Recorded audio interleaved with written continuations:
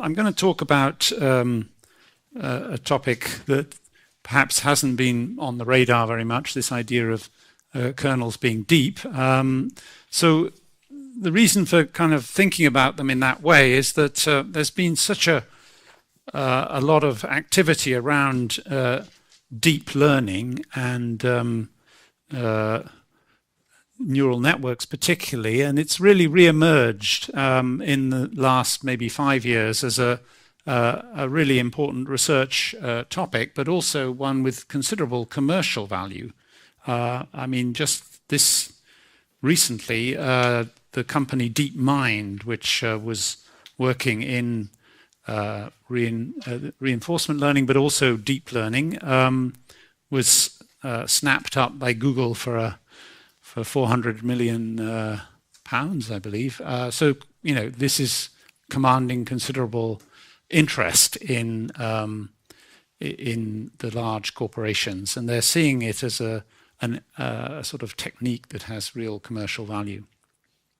So deep belief networks was perhaps where it all started, and those have led this sort of charge. And so there's been various views on what the innovation is and so on, and what the value of these methods are.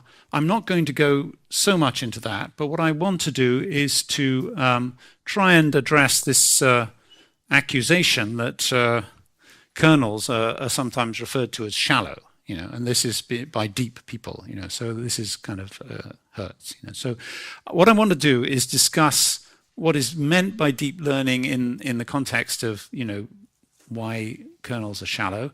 And then I want to go through a number of ways in which kernel learning has become deeper and in this sense.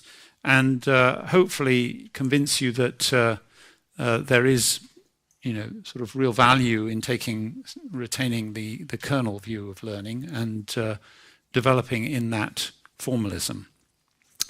So why are kernel methods regarded as shallow? Well, at the first sight, it would appear a little unfair. I mean, kernels learn in nonlinear functions in the input space, so would therefore appear to be just as flexible as these deep learning systems in the sense that they can learn nonlinear patterns in data.